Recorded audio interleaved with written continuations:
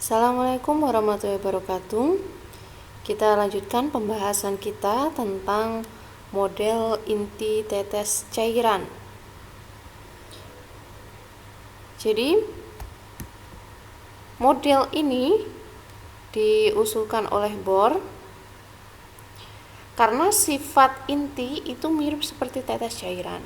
Berikut deskripsinya. Yang pertama, inti dan tetes cairan itu mempunyai kerapatan yang konstan dan tidak bergantung pada ukuran. Jadi misalkan Anda mau di mana saja ya, misalkan Anda melihat tetes cairan, misalnya air gitu ya, entah misalkan di piring atau di plastik atau di daun atau dimanapun, misalkan ada setetes air. Nah, kira-kira menurut Bohr itu inti itu mirip seperti dengan tetesan air itu. Atau misalnya di pagi hari Anda kan pasti melihat ada setetes air di daun gitu ya, embun pagi itu ya. Nah, menurut model ini, inti dan tetes cairan itu mempunyai kerapatan yang sama, konstan dan tidak bergantung pada ukuran. Kemudian kalau semisal kita melihat tetes cairan, misalnya nih ya, terserah Anda membayangkannya, itu berimajinasinya tetes cairannya mau dimanapun terserah ya.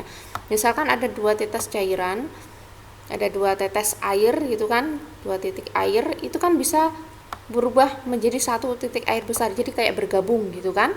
Atau kalau misalnya nanti udaranya sangat panas sekali, itu nanti tetes airan ini bisa menguap gitu. Nah, ini mirip seperti dengan tetes cairan. Mirip seperti dengan inti. Jadi tetes air ini mempunyai kerapatan dan bentuk yang tidak bergantung ukuran, sama seperti inti. Kemudian ketika tetes cairan ini itu berada di suhu sekitaran, misalnya suhunya itu sangat tinggi, maka tetes ini itu dia bisa menguap.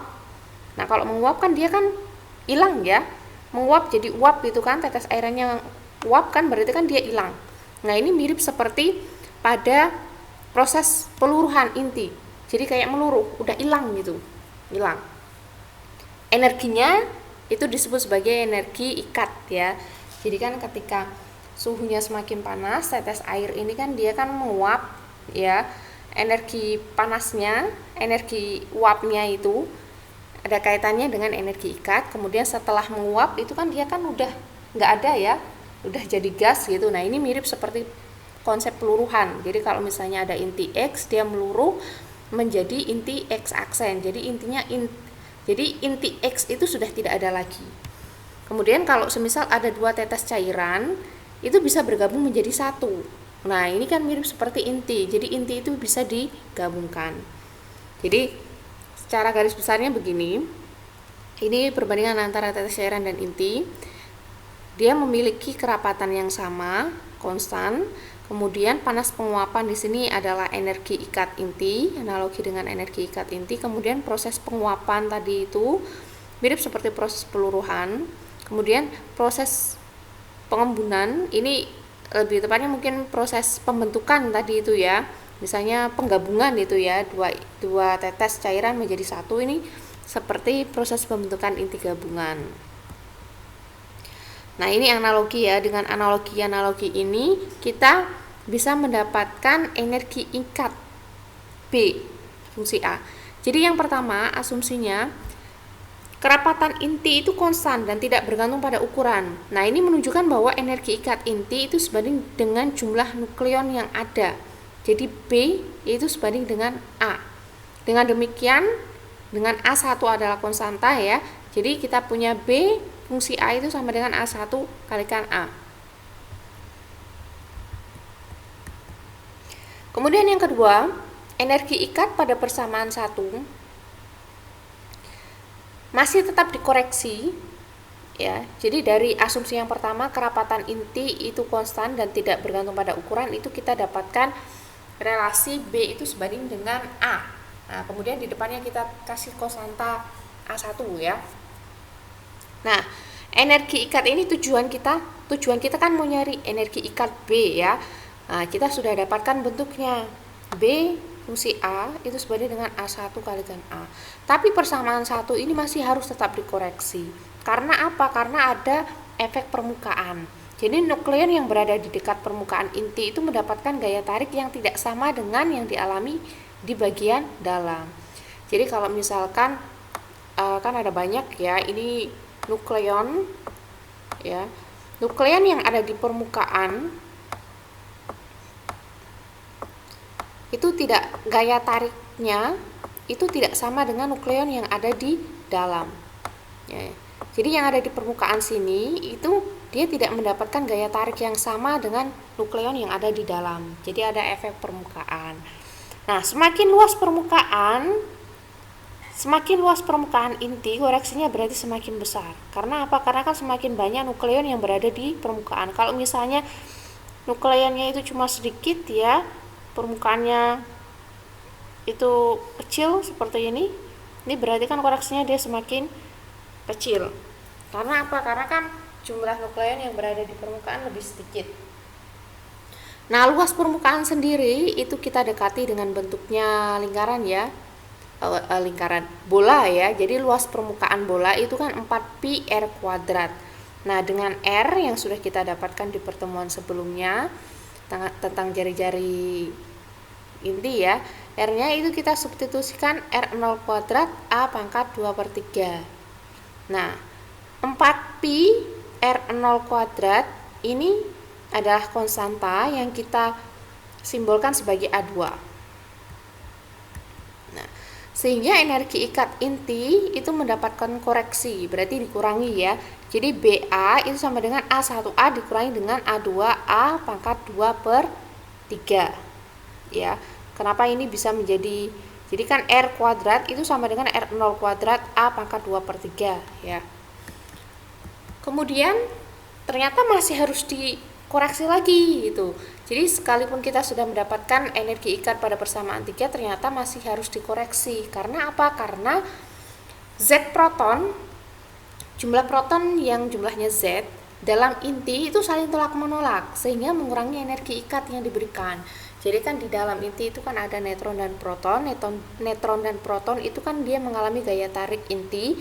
Nah, sedangkan antar proton itu juga mengalami gaya tolak kolom. Nah, kalau semisal jumlah protonnya semakin banyak, berarti kan bisa mengurangi, jumlah protonnya semakin banyak berarti gaya kolomnya semakin banyak dan mengurangi gaya ikat.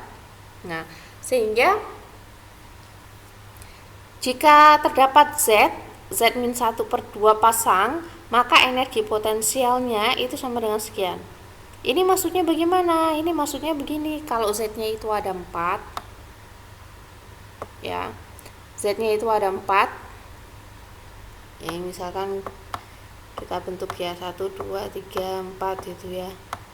Nah, satu Z ini Z-nya ada 4 ya, misalkan ini 1, 2, 3, 4, ini proton ya, jumlah proton.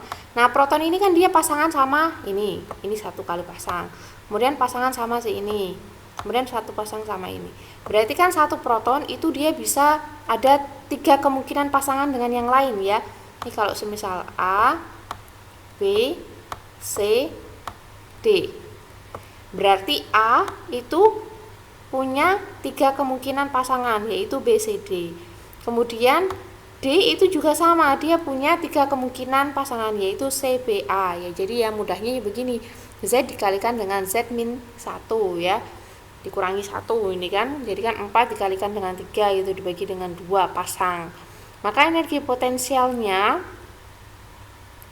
itu V sama dengan 1/4 pi epsilon 0 Q1 Q2 per R.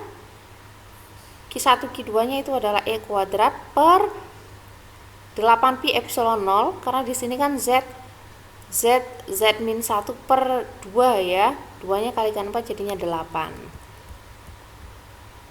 Nah, dengan jari-jari inti itu R0 A pangkat 1/3 atau sebanding dengan A 1/3, maka persamaan 4 itu bisa kita tuliskan, jadi R nya itu kita ganti ya, jadi kita bisa tuliskan ya, R nya kita ganti dengan A 1/3. Ini kan E kuadrat E kuadrat per 4pi epsilon 0 ini kan isinya adalah konstanta semua. Ini kita bisa asumsikan sebagai konstanta A3. Nah, sehingga energi ikat inti itu kita koreksi ya. Jadi B itu sama dengan A1A dikurangi dengan A2, A pangkat 2 per 3 dikurangi dengan A3, Z kalikan Z min 1 per A pangkat 3. Sehingga kita dapatkan energi ikat inti yang sudah kita koreksi 2 kali itu menjadi persamaan 6. Kemudian apakah masih ada koreksi lagi? Ya. Nah, energi ikat pada persamaan 6 itu ternyata masih harus tetap dikoreksi. Karena apa? Karena adanya efek simetri.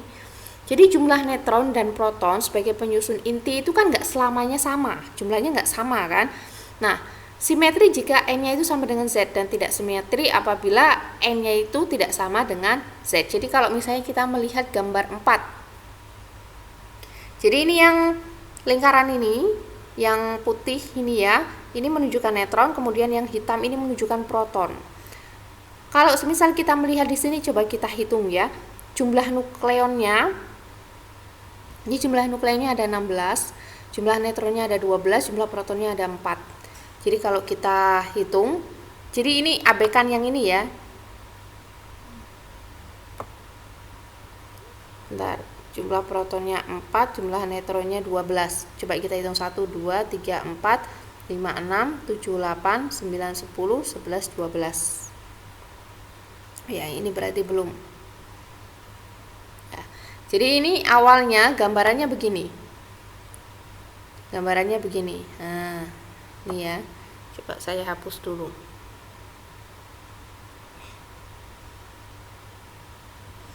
Jadi awalnya nah begini ya. Jadi yang ini itu belum ada. Jadi yang ini itu belum ada. Atau bentar, biar lebih jelas lagi, ini saya hapus. Kemudian yang ini itu belum ada. Yang ini belum ada ya. Yang ini itu belum ada. Jadi awalnya yang kita tinjau adalah jumlah neutronnya itu ada 12, 1, 2, 3, 4, 5, 6, 7, 8, 9, 10, 11, 12. Jadi ada inti yang jumlah neutronnya itu ada 12, kemudian jumlah protonnya itu cuma ada 4. Nah, N-nya 12, Z-nya ada 4, berarti kan jumlah neutronnya lebih besar daripada jumlah protonnya. Nah, ini kan nggak simetri. Nah, biar simetri gimana? Biar simetri kan berarti 4 neutron yang ada di sini itu harus berubah menjadi 4 proton yang ada di sini. Jadi ini 12 ya. 12 dan 4. Gimana caranya biar sama? Berarti kalau kita jumlahkan itu kan 12 ditambah 4 itu kan 16 ya. Agar sama jumlah proton dan neutron, 16 dibagi dengan 2 berarti 88. Berarti harus ada 8 neutron dan ada 8 proton. Oleh karena itu 12 neutron dikurangi dengan 4. Nah, 4 neutron itu dia berubah menjadi proton. Sehingga jumlah protonnya yang tadinya 4 ditambah dengan 4 jadinya 8. Itu ya, jelas ya. Iya, jadi agar stabil diperlukan energi untuk menggeser setengah N-Z yang sama dengan 4 neutron menjadi 4 proton. Tadi kita sudah bahas ya. Nah, untuk menggeser neutron menjadi proton itu diperlukan energi per neutron baru, yaitu sebesar setengah N-Z E per 2. Sehingga energi yang dibutuhkan adalah delta E nya sama dengan jumlah neutron baru dikalikan dengan pertambahan energi per neutron baru. Jadi delta E nya sama dengan setengah N-Z dikalikan dengan setengah N-Z E per 2 yang hasilnya sama dengan E per 8 N-Z kuadrat.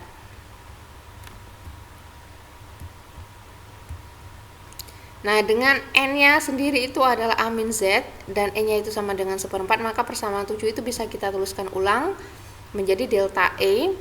Ya, ini cuma penyederhanaan biasa. Bisa kita tuliskan menjadi 1/8A A-2Z kuadrat. Atau bisa kita tuliskan A pangkat 4 itu berarti dia konstanta ya. Ini adalah konstanta, konstantanya dari mana? Dari 1/8 ini loh. Jadi 1/8 ini kan konstanta kita anggap sebagai A4, A-2Z kuadrat per A.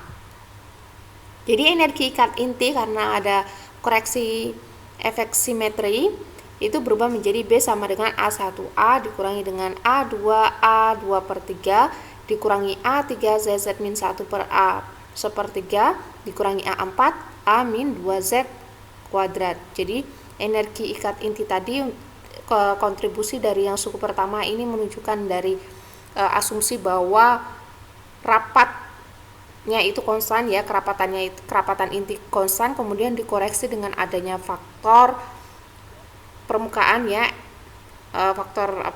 permukaan, kemudian dikoreksi lagi karena adanya gaya kolom ya, jumlah proton yang berlebih tadi itu ya, kemudian gaya kolom yang bisa mengurangi gaya ikat inti, kemudian dikurangi lagi koreksi karena adanya efek simetri. Jadi kita dapatkan persamaan 9. Inilah persamaan energi ikat inti berdasarkan model tetes cairan. Nah, kemudian yang 5, ternyata masih ada ini ya, revisi lagi ya. Setelah kita dapatkan persamaan 9, ternyata masih ada koreksi empiris delta, karena kestabilan inti itu ditentukan oleh keadaan genap gasal dari cacah ya, cacah nukleon.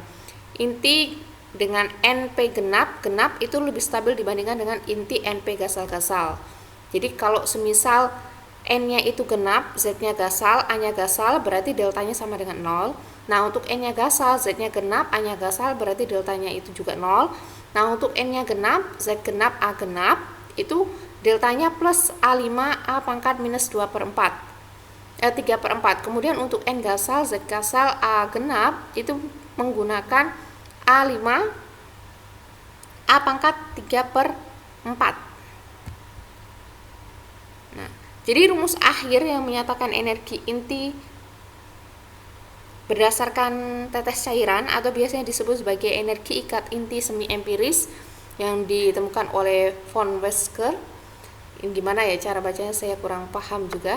Nah, ini adalah rumusnya ini. Nah, ini ya. Jadi ini adalah energi ikat inti semi empiris.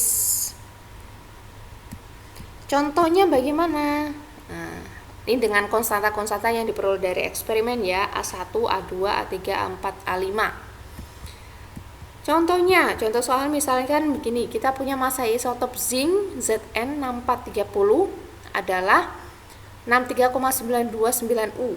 Nah, kita disuruh menghitung energi ikat inti dan bandingkan dengan energi ikat inti semi empiris. Jadi pada pertemuan sebelumnya kita sudah belajar bagaimana cara mendapatkan energi ikat inti. Kemudian di cara sekarang itu kita bisa mencari energi ikat inti menggunakan rumus semi empiris. Nah, dari Zn ini kita punya Z-nya itu sama dengan dari zinc ini ya. Z-nya itu berarti 30, A-nya itu 64, A min Z atau N-nya itu berarti 34. Nah, kalau kita pakai rumus energi ikat inti N, M, N, Z, M, hidrogen dikurangi dengan M, X, A, Z, N, itu berarti N-nya itu kan berarti 34, Mn itu kan massa neutron, ya 1,008665 U, ditambah dengan Z-nya itu 30 dikalikan dengan massa hidrogen, ya, massa hidrogen yang sama dengan massa proton di sini dikurangi dengan massa zinc. Nah, setelah ini kan masih dalam satuan massa U ya. Ini kita kalikan dengan 931,5 MeV per C kuadrat sehingga kita dapatkan 559,1 MeV. Ini energi ikat inti kalau kita menggunakan rumus yang biasa. Nah, sekarang kita pakai rumus semi empiris. Rumus semi empiris kita kan sudah tahu A-nya, Z-nya sudah tahu. Nah, A1-nya tadi kan di depan sudah ada ya konstantanya. A1 itu sama dengan 14,1 MeV, A-nya itu 64, kemudian A3, A2 itu 13 MeV dikalikan dengan A-nya itu 64 pangkat 2 per 3 dikurangi dengan A3 itu 0,595 MeV dikalikan dengan Z-nya 30 min 1 64 pangkat 1/3 dikurangi dengan A4-nya itu 19 MeV. Kemudian A min 2Z kuadrat itu 64 dikurangi 2 kalikan 30 kuadrat per 64. Kemudian nah ini Koreksi yang selanjutnya yaitu koreksi delta. Ini kita harus melihat delta tadi itu kan ada ada yang delta 0, ada yang delta plus A5/4, A pangkat 3/4 itu ya. Jadi kita melihat di sini ternyata Z-nya adalah genap, A-nya itu genap, dan N-nya juga genap. Ya, jadi ini genap semua. Sehingga kalau kita genap semua, maka kita pakai plus A5 berarti ya. Berarti plus A5 itu 33,5 MeV dibagi dengan 64 3/4. Nah, ini hasilnya adalah 561,7 MeV. Itu ya.